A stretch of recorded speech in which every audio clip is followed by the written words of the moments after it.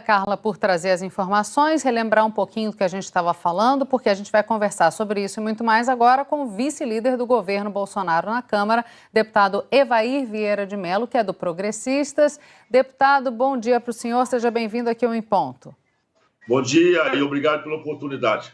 Ricardo Abreu participa da entrevista com a gente, mas lhe encaminho a primeira pergunta, porque está ficando uma dúvida na nossa cabeça. A gente viu que agora provavelmente pode não ser votada a PEC nesse momento. Arthur Lira é do partido do senhor, mas o senhor é vice-líder do governo na Câmara, cujo partido PL pode ser que feche questão contra a PEC. A gente sabe, não é o seu partido PL, mas o senhor é vice-líder do governo. Tendo em vista isso, como é que o senhor pretende votar?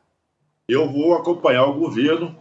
Eu sou um líder do governo Jair Bolsonaro desde o início do mandato e assim eu tenho me postado. Um governo que eu acredito, que eu defendo. Eu conheço a tramitação do governo, sei os princípios e valores que o governo trabalha, e a minha orientação de voto em plenário será a orientação que a base do governo Jair Bolsonaro vai orientar para esse texto dessa PEC. Deputado, bom dia. Ricardo falando aqui. A gente está vendo algumas movimentações paralelas, né? Hoje o Supremo Tribunal Federal retoma o julgamento da questão ali das emendas de relator. Há também uma atividade no próprio Congresso Nacional, Câmara e Senado, com uma resolução ali proposta, que inclusive teria sido encaminhada até a ministros do Supremo para indicar que há essa mudança, essa disposição do Congresso de mudar. Como é que o senhor analisa esse momento, esse julgamento hoje, e como isso pode influenciar também na votação da PEC? Sempre existiu na base aqui da Câmara dos Deputados uma vontade a todo instante de aperfeiçoar a ferramenta da transparência, para que possamos desmistificar essa forma pejorativa de tratar a execução de orçamento, chamando de orçamento secreto. Isso foi uma forma maldosa que foi usada para atingir o parlamento. O parlamento, pela comissão, inclusive pela CMO, tem toda a boa vontade de dar um exemplo, inclusive, ao STF. O STF não tem, nesse momento, credibilidade para falar de transparência, porque eles não deram ao processo eleitoral que é tão questionado. Todas as dúvidas das eleições não foram tiradas porque o STF trabalha com informações secretas. Essa não é a disposição do parlamento.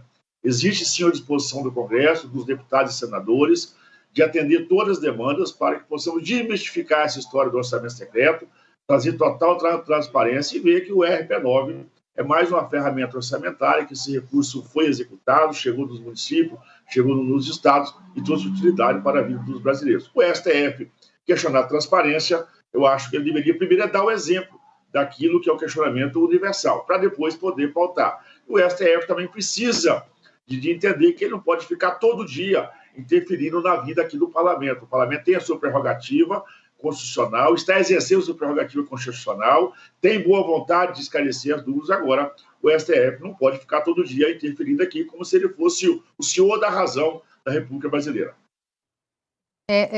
Só para deixar claro, né, deputado, a gente teve um processo eleitoral que foi avaliado por organismos internacionais, existem questões que são colocadas por oposicionistas e pessoas que não concordam com a vitória do presidente Lula, mas a gente vê que é uma coisa muito mais pontual do que algo maior e que, de fato, foi verificado pelo mundo inteiro, não só pelo Brasil. E houve já a diplomação. O STF não entregou o código-fonte, que seria a razão de tudo. É só entregar o código-fonte e todas as dúvidas que param no ar seriam tiradas e não teria esse questionamento.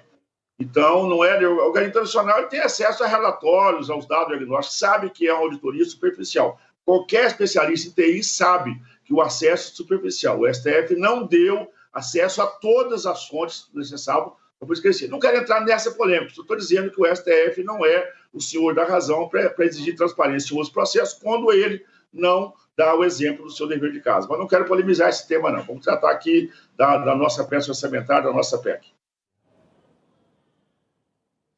Bom, deputado, só pontuando que as Forças Armadas inspecionaram, né, os códigos-fontes das urnas. O STF não entregou o código-fonte, todo mundo sabe disso. Todo mundo É o isso, TSE, isso né, no caso, né? Desculpa, TSE. o TSE são não entregou o código-fonte. Duas cortes diferentes. Mas vamos falar da PEC da transição, sobre os pontos, né? Ontem o deputado Ricardo Barros falava sobre a intenção de diminuir ali de 2 para 1 ano. Também há, na parte de alguns parlamentares ligados ali ao governo Bolsonaro, uma ideia de que os gastos ali estipulados por essa PEC estão muito além do necessário, também reduzir, né? Queria saber a avaliação do senhor e se o senhor pretende sugerir emendas para suprimir ali do texto alguma questão ou então diminuir o tempo do Bolsa Família. Foi lamentar a forma sodada com que o Senado tramitou esse texto e ele entregou esse texto à Câmara. O Senado, com uma boa vontade, poderia ter feito um diálogo, o presidente Arthur Lira, inclusive, já manifestou isso de forma pública, ter antecipado o diálogo com a Câmara para que pudéssemos construir um texto que pudesse caminhar com a mínima razoabilidade. O texto apresentado para o Senado, e não tem apresentado no Senado, que enviado para a Câmara, não tem a mínima chance de tramitar aqui na casa, em função não só do texto principal, como do monte de jabuti que foi colocado nele. E aí é preciso a compreensão também do aspecto regimental. Se a Câmara suprimir parte do texto, pode ser que ele termine por aqui.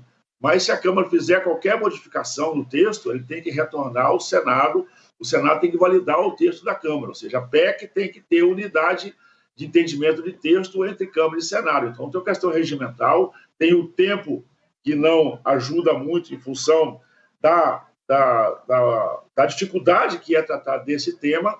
Eu volto a dizer que o monte de jabuti que foi colocado no texto dessa PEC, dificilmente ele vai ter sucesso e ele vai tramitar aqui na casa. E nós vamos trabalhar, sim, primeiro, para tentar reprovar essa PEC. Nós temos a base do governo vai trabalhar, porque essa PEC é uma irresponsabilidade para com as contas públicas, para com a dívida pública, para a execução, e nós não vamos dar uma alforria ao próximo presidente para que ele possa, a seu bel prazer, abandonar o Congresso, ter dinheiro para poder gastar onde ele bem entender, da forma que ele bem entender, ignorando as questões fiscais, as questões de responsabilidade de investimento público com as contas públicas.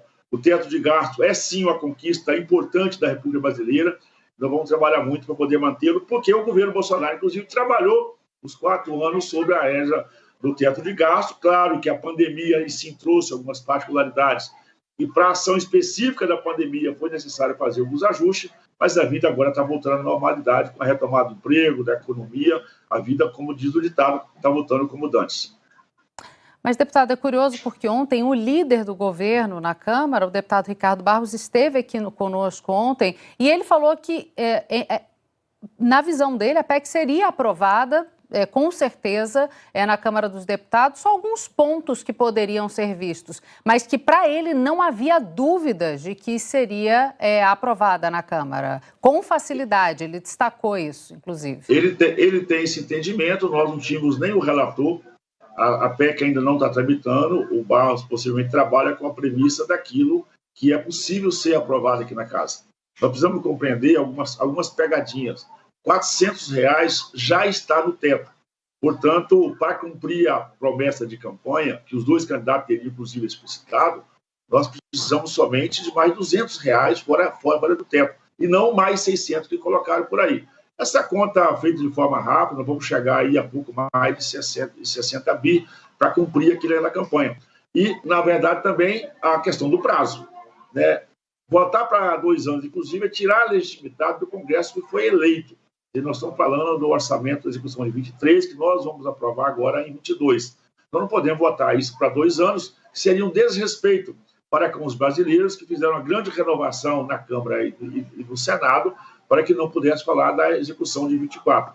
Portanto, a premissa que o Barros trabalha é aquela premissa, ele sempre disse isso aqui, que inclusive o presidente Bolsonaro também teria prometido R$600. Mas volto a dizer, 400 já está no teto. Nós só precisamos de 200 fora do teto e mais alguns ajustes para o salário mínimo. Esse valor é próximo aí, talvez não chega a 70 bi, e não essa excrescência aí de 200 bi, igual está propondo o governo eleito. Obrigada pela participação, deputado Evair Melo. Um bom dia para o senhor. Bom dia, obrigado. Ricardo, até já. Gente, hora do nosso